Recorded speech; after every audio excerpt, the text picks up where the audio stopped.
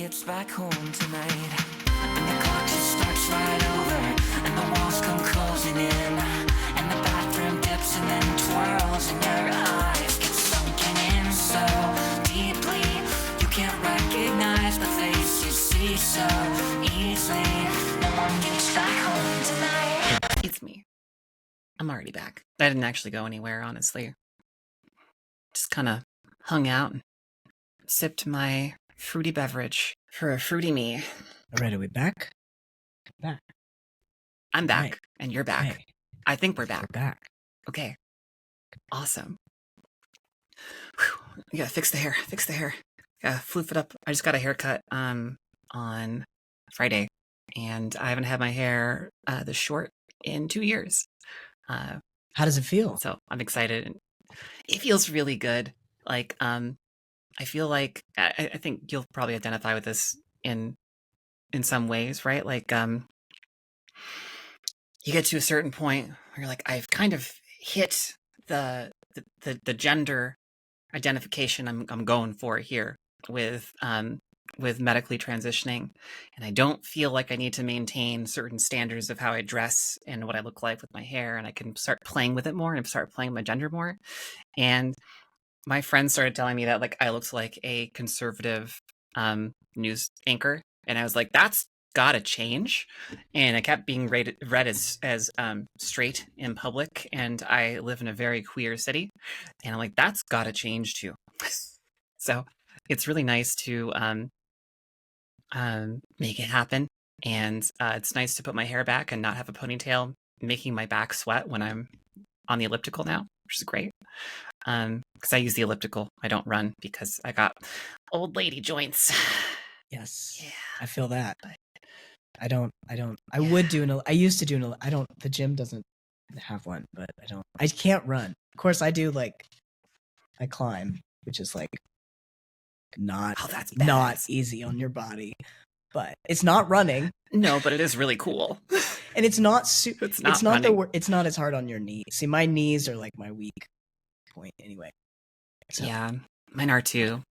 But my knees and my knuckles, like I can crack my knuckles anytime I want to. I can crack my neck basically anytime I want to. You can't hear it on camera. I'm not close enough, but yeah, very, very poppy. I've got psoriatic arthritis. It's fun. It's great. I've had it since I was 12. It's great. That sounds like a blast. Maybe earlier. Oh yeah, it was great being misdiagnosed most of my life and having doctors tell me that I'm lying to them. Yeah, about what you feel. About what I feel. Yeah, it's okay. But I'm a tough bitch, and now I have an amazing threshold for pain tolerance. Yeah, there's a little silver lining in there somewhere. Yeah. Well, your hair looks really great. But my hair, thank you. I like it. And I've been told already I look even more like an elf than I did before, which I appreciate. Yeah, it brings out the fae. It really does bring out the fae. Yeah, it's great. Wonderful. Yeah. I really appreciate the faux hawk you've got going on. Oh, it's one of my favorites. Thanks. Yeah, I've rocked this either faux hawk or mohawk for a long time. I think at one point last year I was like, I'm gonna start over. I'm shaving my head, and I did, and then I ended up with this again because it kind of works. But it's a good look. I appreciate it. Yeah. Like I always go back to blonde. I've tried like color my hair pink. What if I color it lilac? And I'm like, I don't really want dark hair again. And no, I just always go back to blonde. It just feels like me. So I feel like probably it's a good look for you. I love the faux hawk. I think it's a good go-to. Yeah. Disaster readiness. Okay. a little more on disaster. Yeah, I wanted to say one quick thing that came to mind when I was on my little break there, where I was not actually on break and I was just responding to people in the comments in the chat. But I love the idea of planning, because I don't know about you, but I really don't want to find out what kind of person I am in a disaster. Like, do I handle disasters well? Do I step up?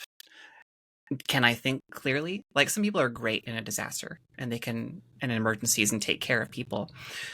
What a shitty time to find out that you are not good at dealing with disasters and emergencies when you are not thinking clearly and you are not prepared. So I think it's a great idea to like, and maybe it's a good motivation too for some people to be like, plan it out, because that's not the right time to test out your theory of, I think I'd be good in emergencies. Well, maybe don't rely on that theory and don't test it. Anyway, that's my 2 cents. Yeah. Yeah, no, that's solid. I mean, yeah, definitely not yeah, I think just not assuming. I mean, I think on the one hand, yeah, like try to think it through ahead. Absolutely. But yeah, like also like yeah, kind of not don't think you're gonna know what to do because you don't. I mean, it's like that's I mean, plan now because even if you normally would know what to do, when it's actually happening, it may be really hard to just access that part of your brain. And I think that like you're right that like okay, you're right, not everybody is good in it. You know, everybody has their strengths and weaknesses, right? Not everybody is great with the no judgment. I'm not judging anyone. No, totally here. Like not everybody is great with like not everybody wants that. Like, you know, like do you work well under pressure? Like how about no water or power? Like you still working well? How about no pressure? By that I mean water pressure. There you go. What if you start with nothing?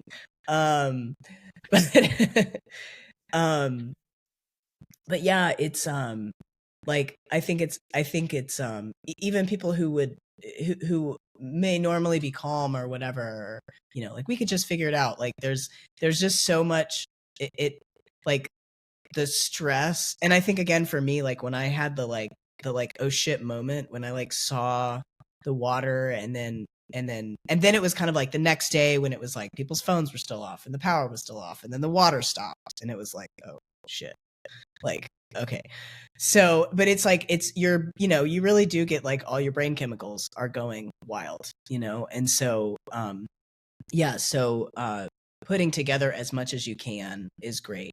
And then if you realize that you're not that person that's great at disaster, like hopefully you can leave easier because you have you did that little bit of prep, you know? Or if you want to stay and help, or there's like a situation that you want to address that you've already, you know, you've already prepped in that way. Like, oh, I'm going to my camping equipment and I'm like grabbing my stuff, or like, you know, where I was, it was like, you know, people were grabbing like chainsaws and all sorts of fun stuff like that to deal with, all the trees and stuff, things. I think I remember that, seeing you post about that. Yeah, with the trees in the road, people just taking their chainsaws out left and right, and just, all right, let's clear the road. Yeah, I guess.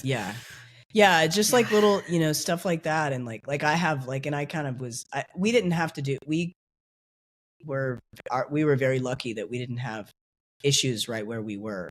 But yeah, it's like not the worst thing to have around, if you're gonna stay and you need to. You need to handle stuff. I mean, that was, yeah. There was a period of time where people were coming in, either local people were helping out, or people were, it was, you know, a big enough disaster that we got the flood of like all the disaster Avengers, the people who like travel around, yes, and like the saviors, yeah. Like they had them too, right? So they'd go and like help people. And it was interesting to interact with that, because like some of that is like, I mean, it's really, on the one level, that's really cool that people do that. On another level, sometimes it's like problematic for different reasons, you know, like, sure. but like people would show up and, you know, they'd like want to go chainsaw some stuff. And you'd be like, well, we really need to get these diapers to, you know, to this like location, or like, you know, we need to like take these diapers to this like low income area or something like that, or like we don't even know if these people are there, but we're like loading up food and taking it over there. And they'd be like, but I want to use my chainsaw, you know, I want to go, like, I'm ready to hike it, ready to hike in, and I'm ready to get somebody out of there, you know. And it's like, in this area, that really is what they sound like. So, but yeah, and it's like, no, we really just need, you know, you to like schlep this stuff. But again, most people were amazing, even the people that did like come in. But yeah, it was a lot of like learning how to forge relationships. Like I definitely think about it a little bit now, like the relationships that I do have with people, that if any kind of oh shit happens in the future, I kind of have certain people I know I can go to for different things. That's good. Yeah. A silver lining. Silver lining. Exactly. I love a silver lining. Was looking at not my PowerPoint, but my notes. Yet. I can't wait to see it when it's done. I would love to.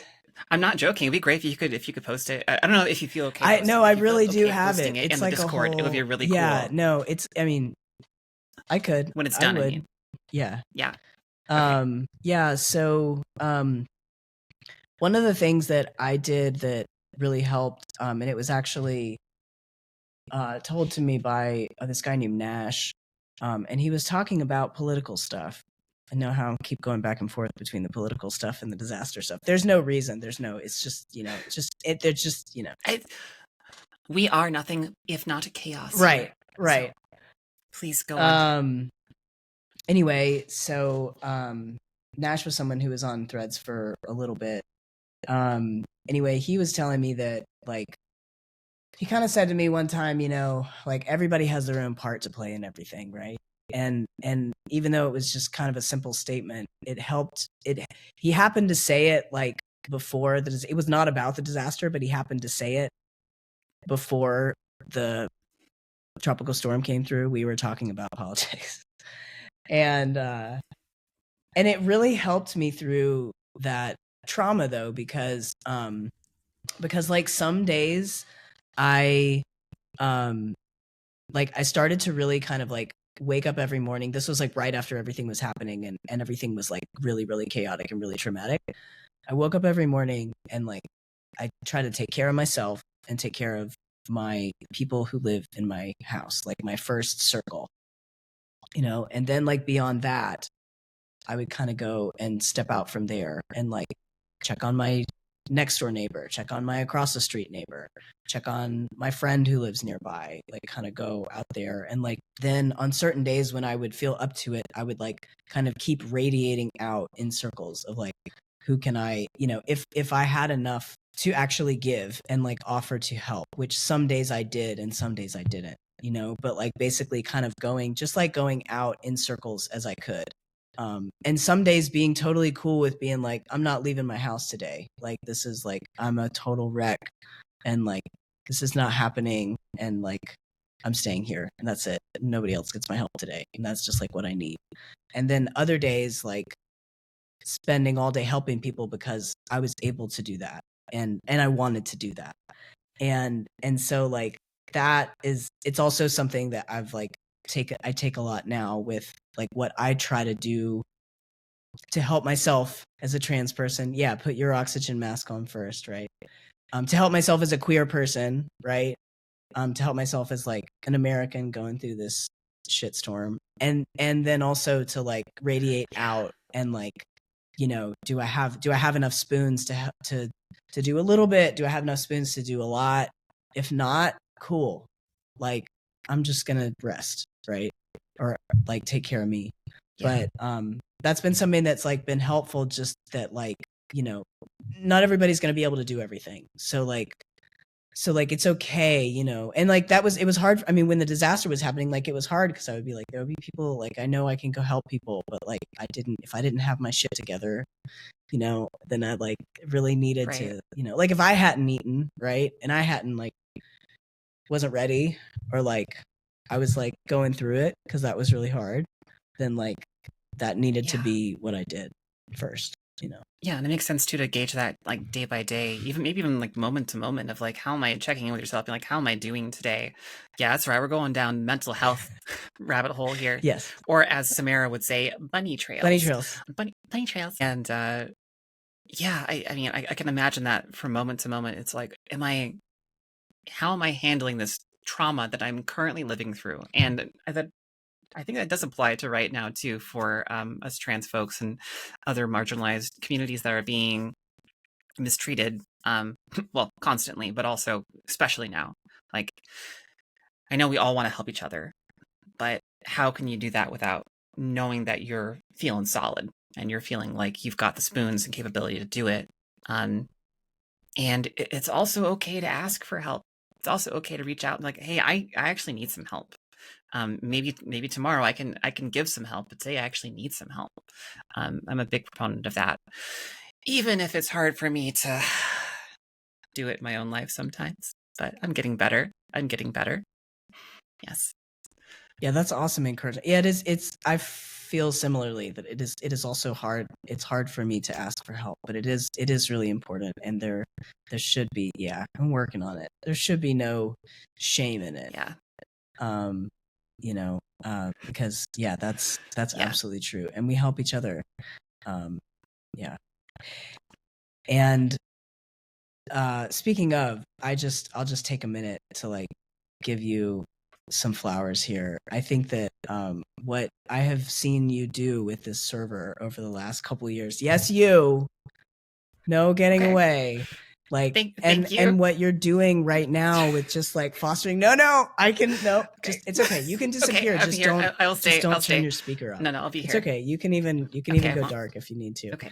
But all right, I'm gonna get comfortable with being uncomfortable, accepting flowers, digital, verbal flowers. Okay, I'm ready.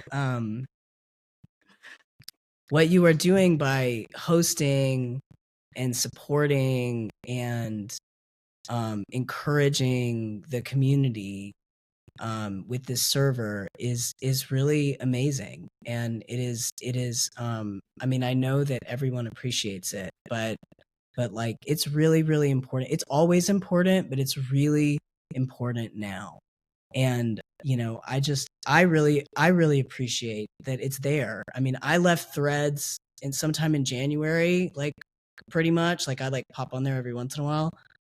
But one of the main reasons that I felt good about leaving Threads was because of this server. Because I was like, I still have I still have that link. And so, I'm not gonna go on forever because I know, but I just really want to say that like I hope you know how very much you're appreciated, and it's just Thank you. it's really important just what you're fostering, and I'm sure sometimes you need to take breaks, and I know I know it's more than you, but you also you are the server mom, right? So thank you. I really appreciate that, and I'm doing my best not to cry a little bit. Yep. Yep. Okay. All right. That's cool. Thank you so much, Jess. I really appreciate that. I want to return that and say, you've been a wealth, I think, of information and resources and affirmations for people on the server. And there's a reason why I wanted you to be on the show and to share co-hosting with you and invite you to be a rotating / additional co-host, because you're just incredible. And I'm so happy to see you pop in every morning and check in with people and stuff. And I want to give a shout out to Samara, our lead mod, and of course, yay, Samara. all of our other mods. Because our other mods don't always, I asked if they wanted to be on the show and they didn't really feel comfortable doing that. I'm not going to mention them by name currently, but if you want to be mentioned by name, you can tell me. But thank you so much for all that you do. I know I'm not always able to moderate very closely because I do a lot of stuff. And people who know me know I do a lot of things. I'm a very busy girl. I really appreciate all of you. And I know that it's been a little while since we've seen Celeste and Marcia. Marcia founded the Discord server, and I really appreciate that. And I think it's a really huge thing that happened. I want to make sure I give space for that. And we wouldn't be here without them also being co-hosts, and maybe we can get them on as co-hosts again soon. But I really want to make sure I acknowledge that and say thank you to them. And if you're out there listening, thank you. I know it's been a while, both of you, but I miss you. I think you're great. Thank you, Jess. You're welcome. You're welcome. Yeah, no, I think they're great too, and that's one of the the pod was. I know they're on a ton of, isn't it like pretty much all of season 1 and like a lot of the season 2. Yeah. And Yeah. so I that was like, my introduction to this group was, I think, the 3 of y'all. Yeah. So Yeah. wonderful. That's great. Cool. All right. Thanks for taking that. I took one for the team. I took the heat. Thank you. I really appreciate it. It's really kind of you. Yeah. What else you want to talk about? Okay, so Changing subjects. Yeah. Am I the first trans masc / more masculine?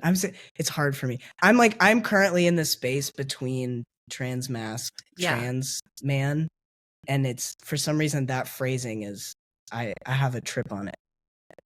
But anyway, that's what I'm trying to ask. Am I the first trans masc person on the podcast? Are. What?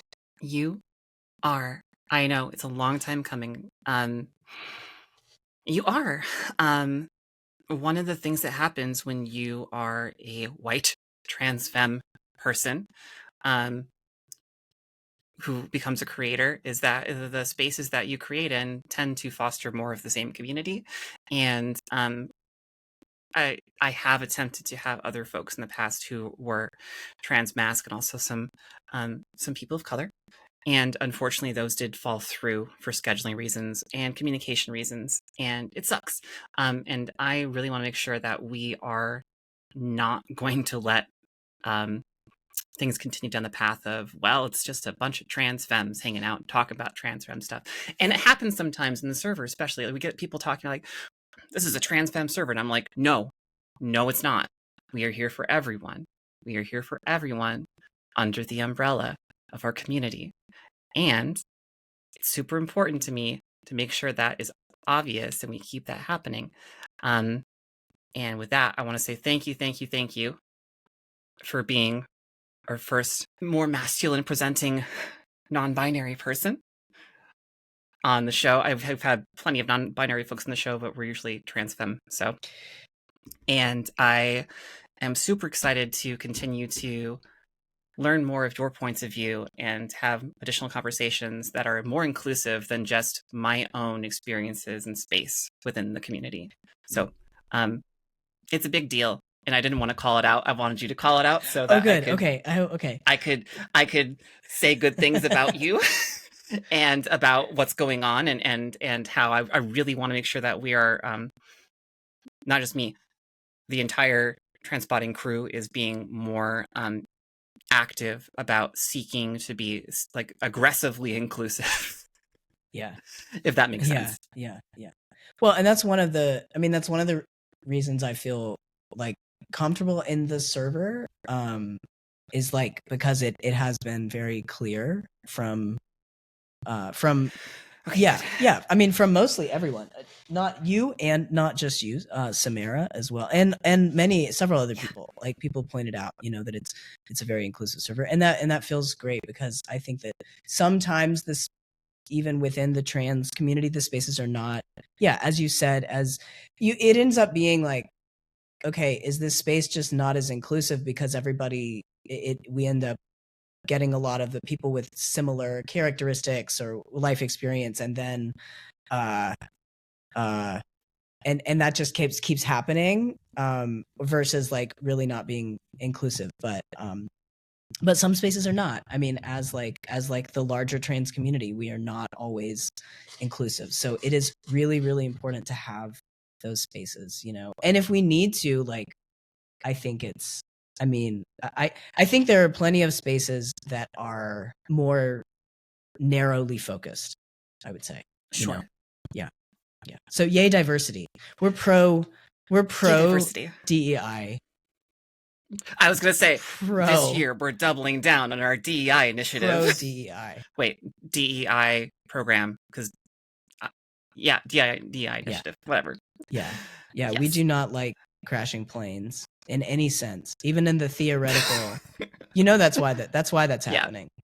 That's why that's absolutely happening. Why that's happening. Anyway. Yeah. I have a question from chat for you. I think I saw it. So we've got Yeah, Fireclef again. Here, I'm gonna put it on Love the that. screen. Can you talk about your relationship to those masculine terms, Jess? Yeah. Oh, those little Those rascals, masculine terms. masculine rascals. Yeah, sure. I think that for me it was really, really easy for me to when I was like coming out as trans, I had to do the air quotes when I was Air coming out quotes. as trans. Bunny quotes. It was really easy for me to recognize that I was already like that I was non-binary, that I presented super androgynous. I've used terms like androgynous and genderqueer since I've been like a teenager. So like as soon as I kind of like was like, oh yeah, non-binary, that's me, that makes sense, totally 100%, like easy. But then like for me, when I kind of like got on my gender journey, when I got up on my gender journey horse, oi, he was a beautiful steed. Um, what I learned pretty quickly was that like I had some blocks when I like started to look at more masculine terminology, and it really was like absolutely internalized transphobia.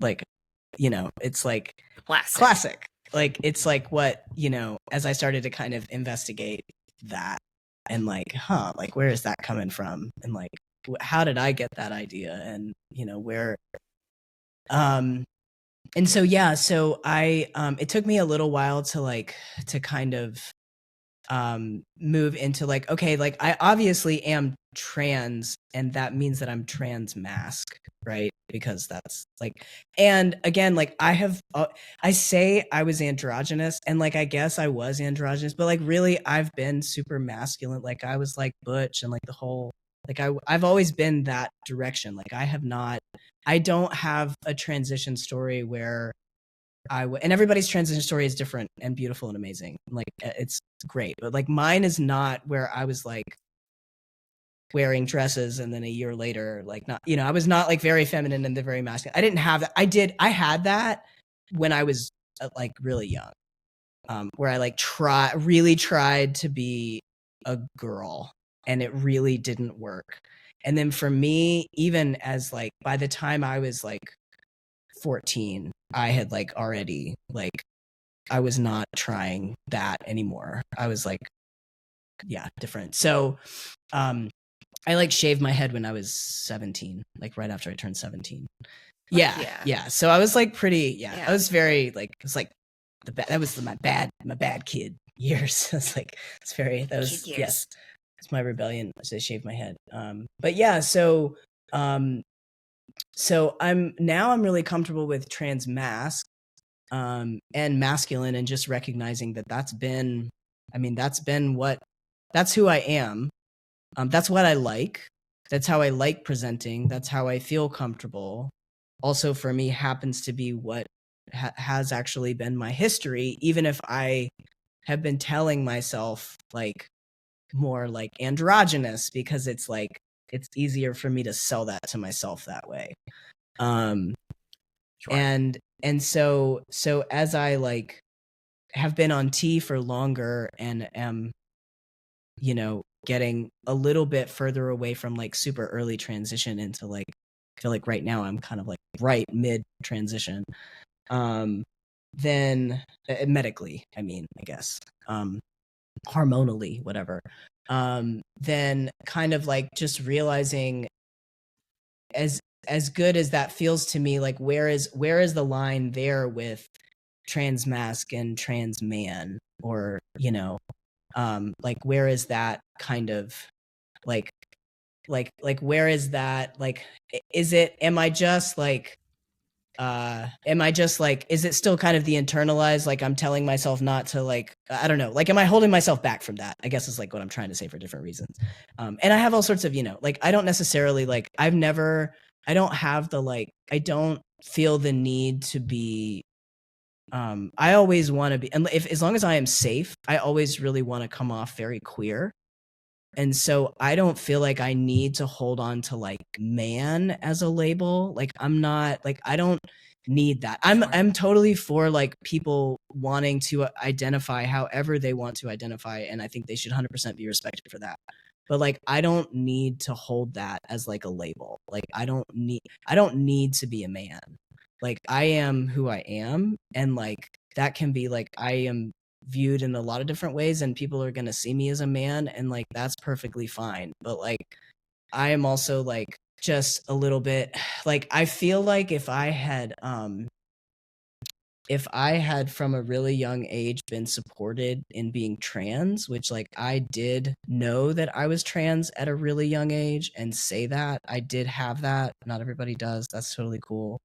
But like if I had like been born in a different time, in a different, you know, and been supported in that, I think I would have just like chosen that as a kid and just been a dude like the rest of my life, you know?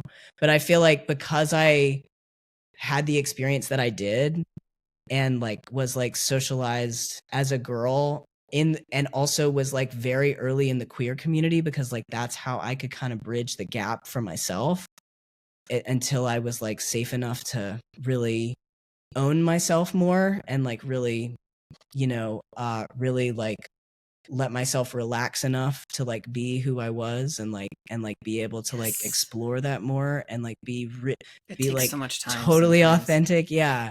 Then I feel like all of my experiences with that like really had me like not need to like have the man piece so much, you know, where I'm just like, that's fine, but I don't need that. Take it or like leave whatever. it. Anyway. Yeah. I really Would we like say that. bunny trails? It's definitely bunny trails. Bunny trails.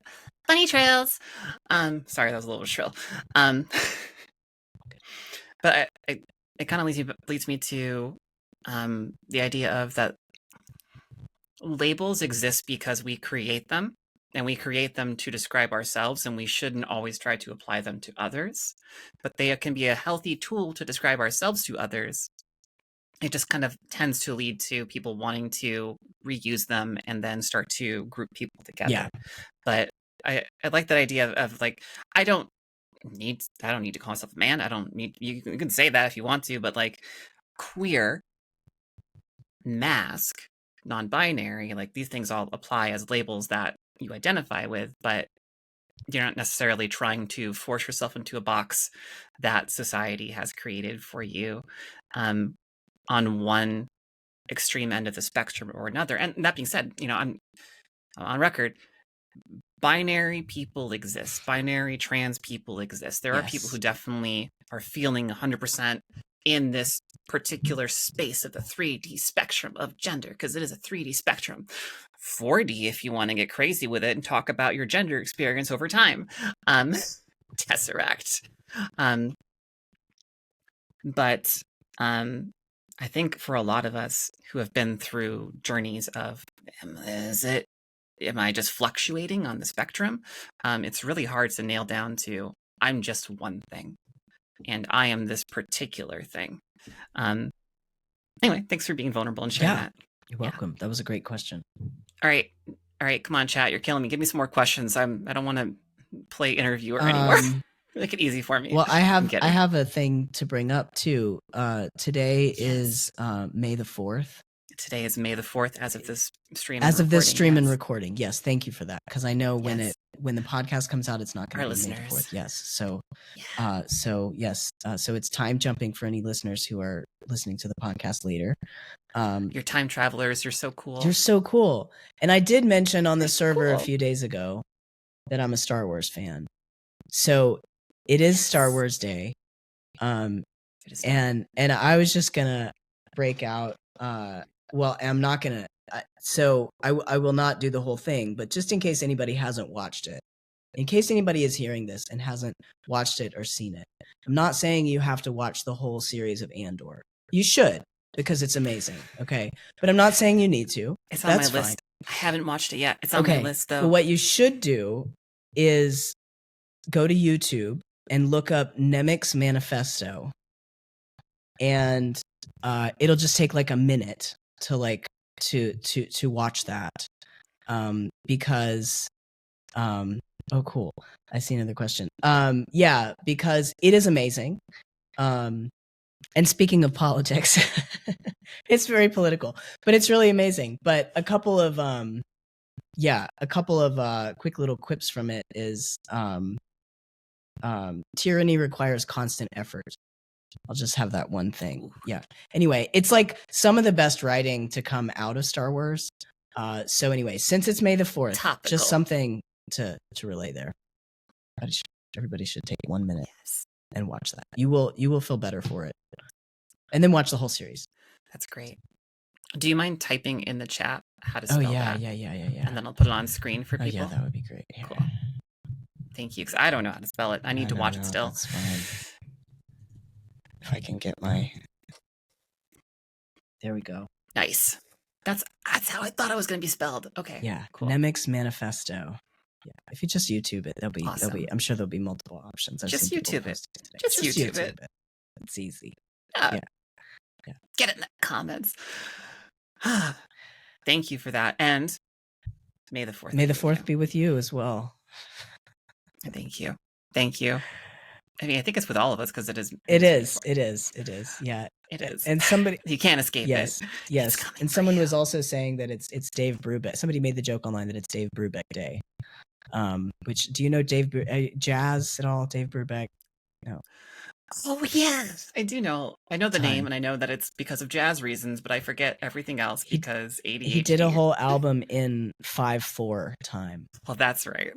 That may be why you. What a guy. What a guy. What a crazy kook. What a nutty guy. I can't remember the name of it right now. 5/4 time. Yeah. Anyway, I thought that person was being a little cunning. I think that's great. Yeah. That's great. Now I'm thinking of because music, and I love music. Talking about it, it's great. Now I'm thinking of there was a Tool song I think that fluctuated between like measures between I think it was like 2/4 and like 5/4 or 4/4, and people were like, it's just 3/4, and you're like, no, it's actually, if you look at their tablature and you look at their music, yeah. Anyway, someone correct me if I'm wrong out there. I'm probably wrong, but hey, Tool, go YouTube it. That seems... Just go YouTube it. That seems challenging. Oh, the album name is Take 5. Take 5. Okay. Yes. But yeah, nice. that would seem quite challenging. I don't know if... do you do percussion at all? Do you drum? I don't. I actually program my drums. I don't have any space for a drum kit, but I haven't learned drums ever in my life. But I have a little, like, I'm gonna show and tell. I have a little MPK Mini that I sometimes do my custom beats on. Nice. For my drum kits when I'm doing my music. But yeah. Sorry. Anyway, I don't drum. I've had like years ago. I had like a I think it's a Duneback, like a fire circle drum.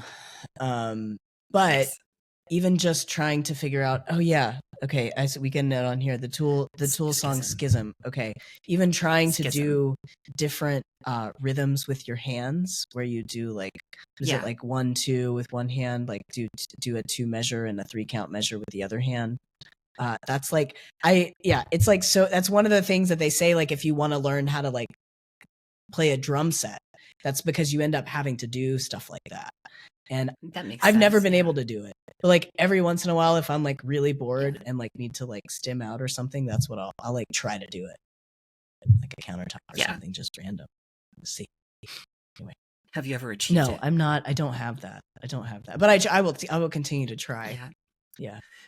I now I'm going to try to do that. Yeah. But when I'm bored and not thinking about stuff, it can be a fun thing to try to do. Yeah. Awesome. Well, I know we got about 10 minutes left here. I want to go back to a question from the stream chat. There's the button. This has nothing to do with the podcast topic. That's just fine. We welcome that. But what languages do you code in? A few. So right now I'm learning more Ruby on Rails, and I have a little more experience with Node.js, and most of the front end stuff that I do right now is in React. But I have done just kind of regular, like, Express HTML, basically. I think that's pretty much. I'm a little bit familiar with some other languages that I don't use as much anymore, like PHP, and but I don't. I can't really say. I'm not like. I don't think I've ever coded anything like big in that.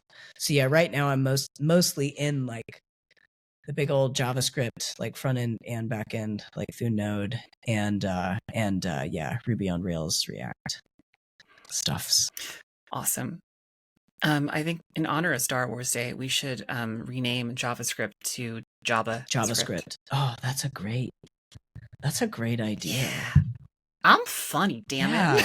That could be you could stock. You I'm could, kidding. you could stock that my away puns are as a terrible. meme for next year. I will, maybe even a sticker. Hey, Who knows? Hey. yeah, We're gonna have more stickers soon, by the way. I'm gonna be making some more stickers of all of the various co-hosts. It's gonna be great. that's great. Yeah, you could have, somebody's saying you could have even a Java, check your JavaScript. I'm sure that AI would do it. Check your Not that that's an AI that we would recommend, but no, it's not. Yeah. Python, I've heard,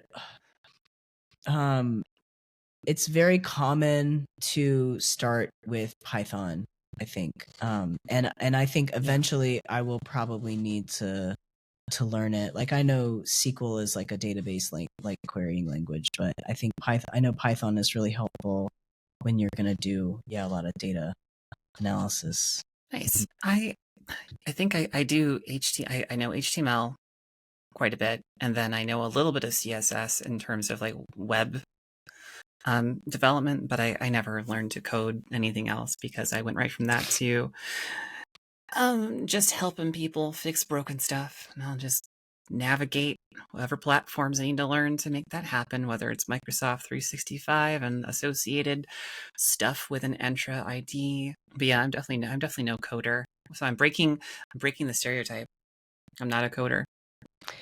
I think I probably should learn a little bit of something. I think it'll. Well, but you said you could recognize HTML and JavaScript. I think, and you work in IT, so yeah, there's a pass. I think that's it. There's a pass. Yeah.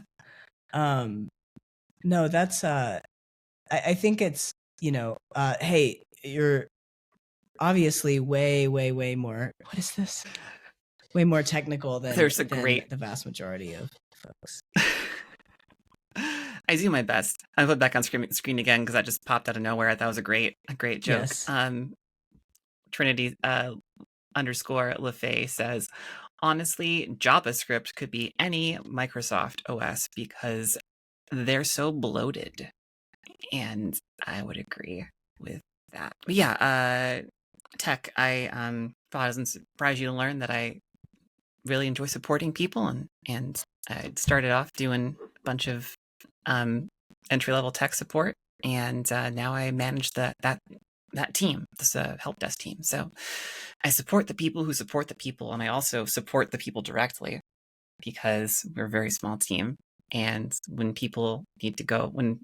team members need to go on medical leave or PTO, or just shit hits the fan and everything's broken, which has been happening a lot lately, thanks 2025, then I jump in the mix because I'm definitely a leader who believes in getting her hands dirty along with her team. But I do not know how to code. I should learn how to code a little bit, so I can be a Jill of all trades. That works. The Jill of all trades. Yeah. Absolutely. Jill of all trades. Yeah. It can be fun. A Faye of all trades. Yeah, that's even better. That's even better. A Faye of all trades. That's more. What is your favorite thing to code, though? By the way, I need to know. Like, do you have like a favorite language to code in, or do you have a favorite thing to be working on to code? I mean, I don't have a favorite language yet. I don't spend as much time. So like, I like kind of do code for work and I don't. Technically I'm a product manager. So I do actually code because the place that I work for is so small that I do actually I end up doing a lot of the front end stuff. But I do kind of touch both and I do a lot of database pulls. So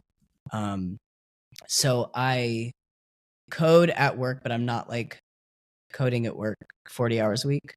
But I also have projects that I do for funsies when I would normally be playing video games or whatever. Or there are things that are for funsies that I also am trying to do for, because I want them to be done. So that's probably it. I mean, my favorite thing right now is like I'm working on a web app, and I will say that I don't have I don't have any experience with like app like mobile app development. And I would love to maybe eventually learn some more like that.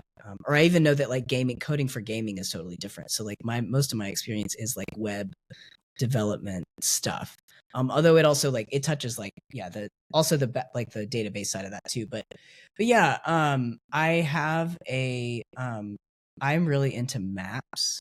I'm a big fan of maps, and I have an app that I'm building around maps, and I'm Nice. I've been playing with it for a while, off and on, and it's actually not even the first one that I created that just has like an API with MapQuest, and I have a lot of fun around that. But I'm trying to do more back end in my projects, because I end up doing a little more front end at work. So I feel like I could get a little more experience doing back end. But everybody thinks it's, everybody has a different experience with it. I feel like coding is kind of like algebra and kind of like Zelda. Not to quote my math teacher, but can you show your work? That would be like, that's kind of like how it works to me, because it's a lot of like. Okay, I should clarify, which Zelda game are we referring to? Sorry. Oh, the last, see, this is kind of embarrassing, but the last one that I played was Skyward Sword. I'm behind too, don't worry. Same. Yeah. I did. Not even all the way through, just a little bit. I did get through it. And I think it was Twilight Princess would have been before that one, right? Am I thinking about that right? It was before that one, yeah. So I love those Twilight were the two, Princess and I think so I like much. Twilight Princess a little more wolfy. than Skyward Sword as well. I also like at one point at one of my Twilight Princess runs, I like got like stuck for like forever somewhere, and I just could not figure out how to like progress, and then I ended up just like starting over. I was just like, fuck it, I'm gonna start over. So I ended up doing that. So I played, that was like, I mean, it was years ago. That sounds like coding to me. Yeah, I definitely need to. Yeah, well, it's kind of like, it's like you're this might have even been one of those. There's one where like early in the game, you're like, you need to get this key, and you're in a temple, and like this fucking monkey took it, right? And so like, and then the monkey is like in the pots or some shit, and you're running around this temple trying to find this little monkey, smashing all the pots. And you're like, fucking monkey, and then you like find another door, and you're like, fucking monkey. So anyway, I think to me that's part of like, to me coding sometimes is like that, where it's like you're really trying to rescue the princess eventually, but like in order to rescue, it's on your list. It's like you've got like 200 things. That's down here, but you're gonna get to it eventually. So you're like, you're still at the fucking monkey. Yeah, you're still at the smashing pots, trying to find the monkey stage, like in the beginning, and you're like, building your structure to be able to go rescue the princess eventually. So yeah, but that's one of the reasons why I've been considering getting another, like the new Wii, because of I know it's not the only system. I don't think it's the only system that'll have it, but the newer game that's going to come out that you can play as Zelda, I believe. I mean, it sounds awesome. Zelda. You can build Yeah, shit. yeah. That's a big. I love some of the memes that were created of Zelda assembling furniture. Like she's assembling like IKEA furniture. I'm coming, baby girl. Thinking about Link being captured. I'm on my way. Yeah. I just Yeah. gotta build this chaise lounge first. Yeah.